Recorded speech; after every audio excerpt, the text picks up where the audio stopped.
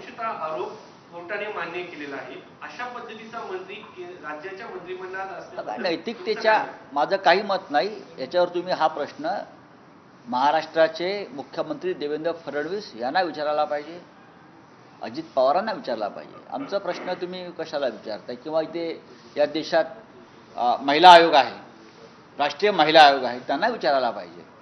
फार ताकदीचा महिला आयोग आहे ना भारतीय जनता पक्षाच्या ताब्यातला। महाराष्ट्रात महिला आयोग आहे, त्यांनाही प्रश्न विचारा।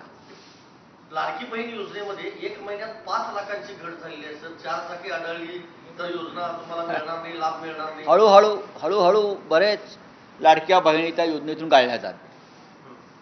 सरकारच्या तिजोरीत पैसे नाही आहेत, निवडणुका संपलेल्या आहेत, बहिणींनी मतं दिलेली आहेत, 1500 रुपये 3 महिन्याचे त्यांना पोचलेले आहेत, पण आता पैसे नाही आहेत। त्याच्यामुळे जेवढं त्यांना हे ओझं कमी करता येईल तेवढं ते करतील। नीती आयोगापासून अनेक वित्तीय संस्थांनी ह्या योजनेवरती आपलं एकदम कठोर भाष्य व्यक्त केलं आहे। चला सर, उद्योगपतींना त्रास देणाऱ्यांच्या विरोधात मोकुबा लावा असं मुख्यमंत्री म्हणतात।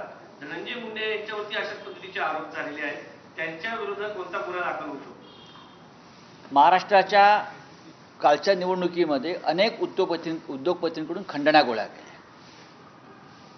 आणि या खंडण्या गोळा करणारे तुमच्या सरकारमध्ये आहे।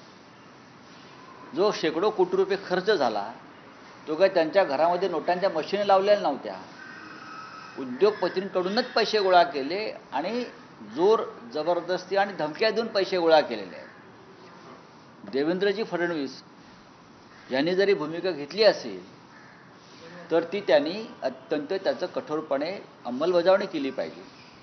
महाराष्ट्रातला उद्योग बाहेर का चाललाय त्याला कारण इथे निर्माण झालेली दहशत आणि दहशत निर्माण करणारे त्यांच्या सरकारमध्ये आहेत, सरकारच्या आसपास आहेत।